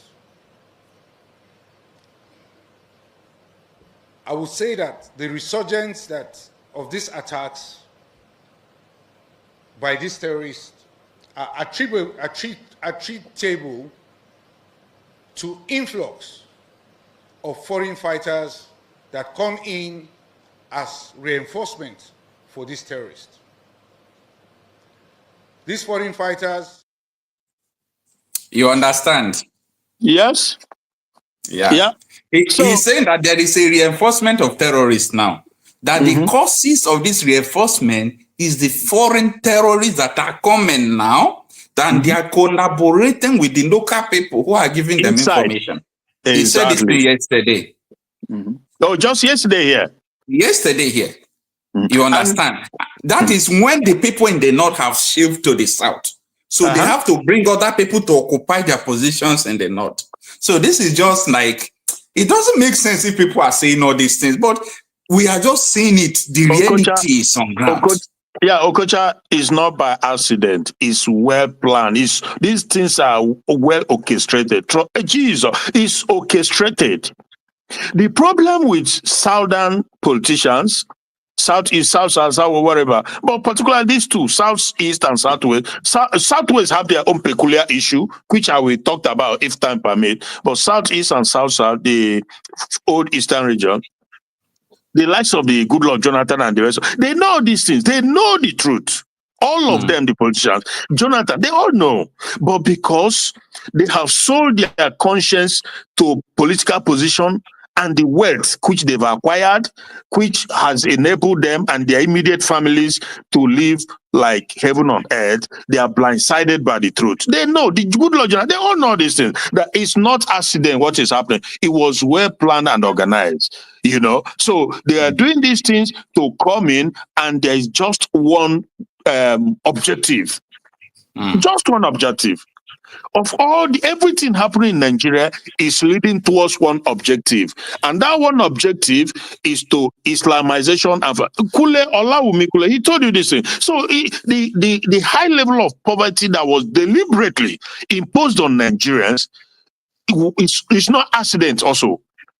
So everything, they come in different ways, different form, political, terrorism, military, poverty, economic destruction. They are all working towards one direction. None of them, But the northern, these Muslims, you know, the Fulanis in the north, they are championing it because that is what they said it. They've just told you. So this is why I'm wondering that if somebody tell you who he be, why you gonna doubt him again? You know, they came out to you tell don't need to doubt him. Exactly. They came out to tell you that this is what they want to do. That they want to integrate all the scattered, marauding Fulanis in Nigeria. That they are in Bayelsa, they see themselves as Bayesian, they see themselves. So why are people acting as if they don't know? Now, you know, I don't know what was your question before, or we were just discussing, because it's very obvious. I don't know why people can't see it. It's as simple as ABC, you know, what is going on. And there are people who have agreed to walk along that line, and we have them in the southeast. So anybody telling you Soludo is like a transformation. What happened to Soludo, you know? And I don't want to say certain things, but it's unfortunate. They are working together with them. That's why they don't want Nnamdi Kanu out. That is as simple as that. What do we do? Good question too. Well, what we do is that we as just like you are doing great. People don't know the value. You can't even quantify what you are doing, Okocha. Now, many of us are doing something in our various capacities, and because we live in a different world now. You don't know who is watching. You don't know who is listening. The whole world have ears and eyes now. Entire world. Things are happening. So what do? We keep doing what we are doing, and even as they try to infiltrate, using our political people who they impose on us as political leaders to tie our hand. Because when they kidnap Nnamdi, their intention is to tie our hand so that we can't fight back. When they go after Simon Ekpa, the intention is to tie our hand using their master planner. You know who I'm referring to. Now, but again, because I believe undoubtedly that our cause is just, because we just want to live in peace, be able to live our life. We don't want somebody coming to take over our land, send us to IDP camp, and our people remain in IDP camp. IDP camp becomes their home. Year in, year out, they begin to. It's crazy. So our cause is just now. We have the law on our side, and we have faith. We have everything on our side because we are on the right track. So I can also almost certainly tell you that something is going to happen. Everybody goes, Siam, it's happening. Something is happening. The emergence of Donald Trump, people don't know what is coming, but they will know. People don't know. This is a guy who looked Buhari eyeball to eyeball and said, my friend, why are you killing Christians? Yeah. And God brought him back again. The Obamas, this evil bunch of people, the Democrats, they are in cahoots with the initial agenda. And the British, to turn Nigeria over 200 million people with how many hundreds of ethnicities and everything, to turn it into Islamic Caliphate. That is but I think they will fail woefully because we live in a different time frame. And like I said, God brought Trump back to set certain things in motion. And it's going to happen. In fact, before the man even gets sworn in, it's already happening. Did you see that Middle East now, peace? They've signed peace ceasefire in the Middle East. Oh, you're aware? He has not, because he told them that the Israeli hostages they are holding, that if I assume office, you have not released it, it will be all hell. I was like when he was telling them that. Okay, because you see, one thing with Trump, I think I said it or the other day on another program. I said Trump is not somebody that believes in war here and there, like some of these globalists are pushing war here because of money and profit and this and that. Trump wants stability. Trump just wants he doesn't like instability. He just wants stability, and he's a negotiator. He will negotiate whatever it takes to bring peace and to bring stability for people to grow, for development all over. I am telling you the gospel truth. But he also recognizes there are those who are bent on fomenting trouble. They can't change. It's in their nature. It's whom they are. Because because for them, nothing comes in between them and the religion. Religion is supposed to be something else. Because before religion, we are all human beings. Before Christianity came to us, we were human beings. We are African. We have our culture. We have our tradition. Before Islam came, the same. Why would you go about killing people because you call them infidel, because they don't believe in what you believe? So this madness is unbelievable. But like I said, there's a purpose. There's a reason why God brought Trump back. People don't understand it. Very few people believe that a man who has been indicted and they've just convicted him and he has this, that, his that. They say he's a rapist. They say he's they call him all sort of name, and became a president. He has not been sworn in. Everybody is sitting up. You will see what's going to happen. Nigeria is not exempted because Nigeria is a terrorist country. Nigeria is a terrorist country. Why do I say that? If a man who is in charge of the military defense department is sponsoring, is the one who there's evidence of that. It's not like we are not making it up, you know that. Yes, now the governor says so, according to the governor. Exactly, not according to state. Yeah. Not according to me and you, bro, Kocha. A governor. So Nigeria is a terrorist state. You can see that they've overrun everywhere. And let me tell you, the Yorubas, in a way, I feel sorry for them too, because when you dine with how they call devil or something, you have to carry a long spoon. All this while they've been dining with them. And there's this Igbo guy in Lagos State for going to 2 years now. That man was arrested, put in prison, going to 2 years now for absolutely nothing, just a mere word he uttered. He said that if the government would not protect them, because they were burning Igbo businesses, killing and this and that. So he said if they will not do it, that they will invite IPOB to come and protect them. I don't know if you know about this, Okocha. Yeah, I'm aware of it. I made the video when court clears him that he's not a terrorist day before yesterday. Okay, now. But they then accuse him of being an impostor, something like, there's a word they use, and they gave him.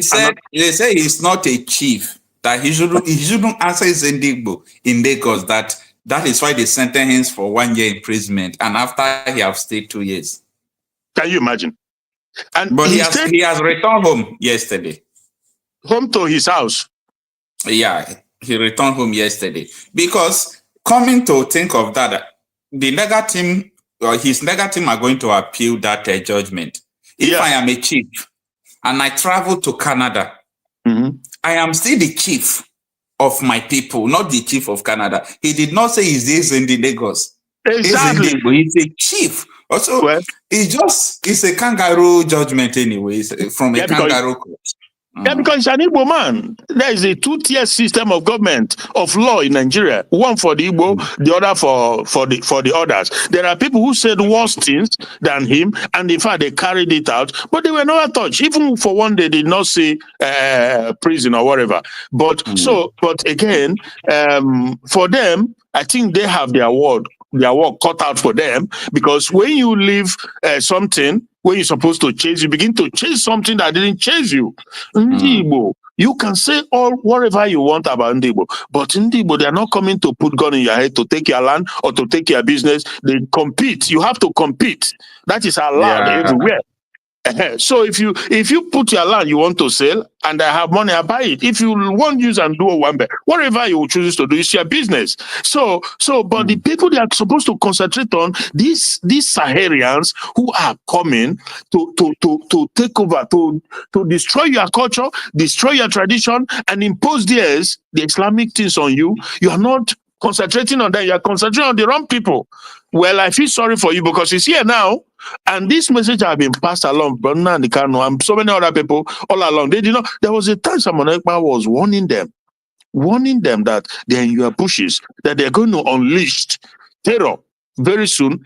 But for some reason, because as they speak, information goes around, it was withheld. They didn't carry it out. But they did a few, but not in that much. But now they are preparing a ground. It's going to happen. But thank goodness, like you said, they've now yesterday summoned to create this militia or whatever. But is it too late? I don't know. We will see. We shall see, my brother, because these people, they mean business. They've invested so much time and so much energy, so much money in their quest to turn Nigeria into Islamic country. And No matter how long it takes them. And they have all the apparatus working for them. They have their senators, they have them in National Assembly, they are doing everything they can. So that is the situation, my brother. And it's so pathetic anyway. Thank you so much, sir. Yeah. So pathetic. All right. So we are coming to the end of the program. Everyone, please do it to join us tonight. So the purpose of this particular program is just about the inflow of ISWAP and Boko Haram to the southern Nigeria, and the steps that the Southwest governors have taken. And I am saying, what are the old Eastern regional governors are doing? Talking about Edo Delta, Bayelsa, Rivers, Cross Rivers, Borno, those, what are they doing about this? Because, you know, the Southwest Western governors, they are very smart when it comes to all these things. And I think they are ready to protect their people by activating a regional security. This is not all about state-to-state security. This has surpassed state. This is not what one person could do. And that is why I am, you know, calling for the release of Nnamdi Kanu. It is overdue. Because this thing is not what even the governors in the Southeast can do, because most of them are puppets. They don't even know their left from their right. Most of them think that maybe just condemn army to come. They don't even know. According to T.Y. Danjuma, the armed forces are colluding with these people. So what the Southwest governors are doing is that they are just making sure that their people will protect them by activating a regional security in form of that Amotoku they did last time by Akere Dondo. So I'm urging the other governors to do the same.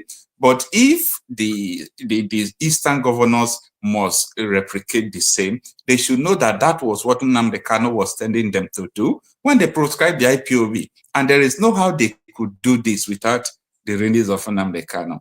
So for that reason, we are saying that it has never been so important than now that Nnamdi Kanu should be released, because the necessity is around the corner. The need is here. We are already in trouble. We are in danger. Most of the governors from the Southeast, South, the Eastern region, they are too dull to understanding security matters, or whether they are deliberate making people to die, I don't really know, but they are too dull. It seems they are too dull. They don't react to everything that is going on. Whether the intelligence those people from Southwest are having, whether the Southeasterners are having it, I don't know. But anyway, it is what it is. Thank you, Mr. Christian. I really appreciate you joining us this evening. Thank you so much, sir. Thank you, brother Kocha. Also, for the South, I'm in a little bit of dilemma when it comes to South, because, somebody like Asari Dokubo, who has posted that he have hundreds of thousands of militias working for him, but Asari Dokubo is agent of the caliphate. I believe that very strongly, but time will prove me right or wrong. He is an agent of because of that same affiliation, that Islamic affiliation. So he directly or indirectly is agent of them, and they are coming, So I don't know what is going to happen in the South, like when you are making like reference to like Ijo, Ogoni, all these areas, and and Edo and the rest of it. I don't know what they're going to do. None of the governors have the ball to speak or to act. The Yorubas, like you said, their governors are acting, and they are depending on Asari Dokubo, who is working for their interest. And maybe he will become the Sultan or Emir in the South in the future, as a Islamic scholar, whatever. So what we shall see. But my brother, thank you so much, and God bless. Huh? Thank you so much, sir. I really appreciate it, sir. Thank you. Instead of them to actually discuss the 1999 Constitution, it is a fraud already. That Constitution is a fraud. Now, what you are doing now, you want to start advancing the interest of those religious groups to actually now confirm that Nigeria is an Islamic state. And let me tell you something that people don't know. This thing was caused by the British. Between 1900 and 1960, they knew that they cannot govern the North except they allowed them to practice their religion, and they were using their religious leader to basically govern them. It is called indirect rule. Immediately after independence, 1960, the British knew that they shouldn't have forged these two people together. They know. But because they want to achieve the divide and rule and to be able to conquer and take our resources and steal whatever they want to steal over the years, they merged these two people together. They could not govern the North and South under one religious or administration. They know. So they now give independence and march you people to work together. That was why the 1960 coup started. That was how the Civil War started. Now, 86, Babangida came with the OIC stuff, tried to Islamize us. It didn't work. In 2000, when 1999-2000, when Obasanjo came, he permitted them to start practicing Sharia. Today now, they want to consolidate it. Once you remove that person, all of us, whether you are Hausa, Igbo, Yoruba, Jukun, Christian, traditional, you are now under the law, the Islamic law, because they put it in the Constitution. In fact, listening to the member that was representing Ahoda East, Abu Anudua Federal Constituency, River State, I want to get his words. He said, personal matters, that was envisaged, he says, by the people who drafted this constitution. And I want to quote him. The implication is, if the word personal is removed, Islamic law would have broader implications. The word personal was put there for a reason. Let's talk a bit about this whole conversation about Islamizing the country with our population and our dynamics. You know, is it possible that someone can sneak this in at some point and force all of us under some sort of regulation that we do not ascribe to? Is it possible that this can happen in this country? It is possible, and don't be deceived. It's going to happen. Do you know Constantinople? Today's Turkey? They were almost 98% Christian before now. Today, it's an Islamic country. I did Islam in my master's program, and I was trained by Professor Alijani. He's a Persian. He's an Iranian American. And I scored A. That's excellent in Islam. So I know them. It may take them 1,000 years. They will Islamize Nigeria. So they will take it slowly, gradually. They don't forget. All of us will be dead after some time. Our children that don't care, or this Jay-Z will come. They will still Islamize this country. If they can do it in Turkey, today's Turkey, what stops you? Why do you think they won't do it here? Except we take steps now, because we are the ones that are talking about these things. Our next generation in 50 years will not even care. You understand? So I'm thinking that if some part of the country, I don't want to be specific, if they feel strongly about an ideology, a religious, but I think they can restrict it to their area.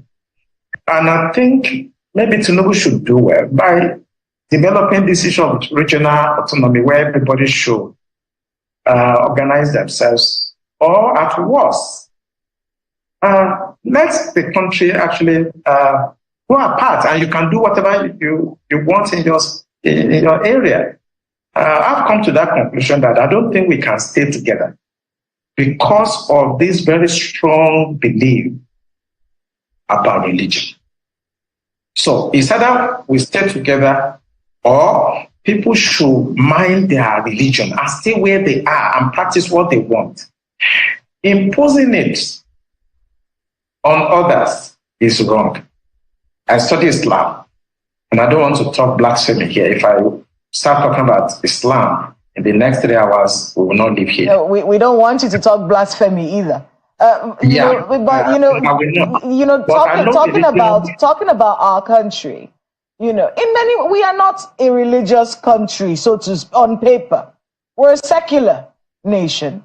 What kinds of conversations should we be having with the Nigerian people, especially the younger generation, about how to ensure that we remain secular, where you can practice your religion in any part of the country that you please without imposing your views or belief systems on any other person? What kind of conversations should we be having, and what should our lawmakers be thinking at the back of their minds? At least they've made the first step, which is dropping this bill and ensuring that it doesn't go through.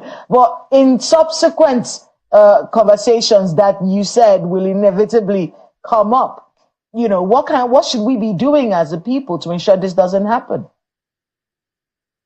I'm going to be extreme. For me, if you look at Sudan, we have now North Sudan, South Sudan. I think we should have Northern Nigeria and Southern. Then they can practice whatever they want. There's no dialogue because they will not stop. I've told you it may take 1,000 years. They will still do it.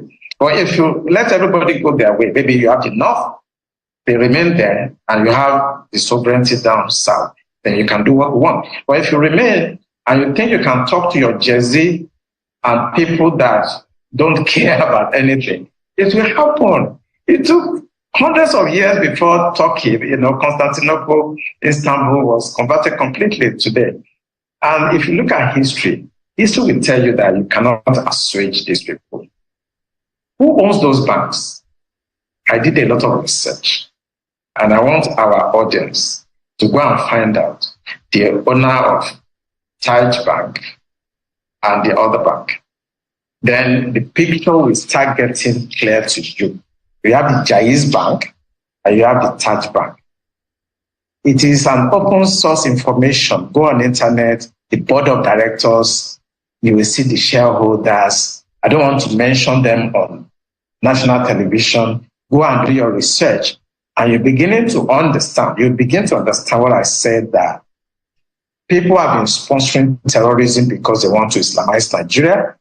Now Tinubu has come, and it's a little bit very hard on them. That section, the kinetic approach is failing. So they are now trying to bring it through the constitution, want to legalize it. If we cannot go through the bush and kill as many people, and they are still resisting us, and this man has come and is fighting this is just killing all the fighters, then let us go to the house and bring it in through the back door. We just remove that clause, personal. They will not know. They may not pay attention. They will just, and that is it. They will still do this thing. Go and find out the owners of those banks. They are the ones sponsoring these narratives. And I always say it on television, go after the sponsors. Those guys speaking in the house, they are just paid to do that. And with time, they're going to bribe the remaining ones, and they will pass it. If not this year, it may be 10 years time. If it's not 10 years time, it may be 50 years. They are going to Islamize this country. But I think the solution, what we should be discussing with people should try to understand we are not the same people. The North and South are not the same. The British understood. That's what they are doing indirectly, and they deliberately merge us so that we can continue to fight like this, and they can continue to take our resources away. Speaking about the British, there are several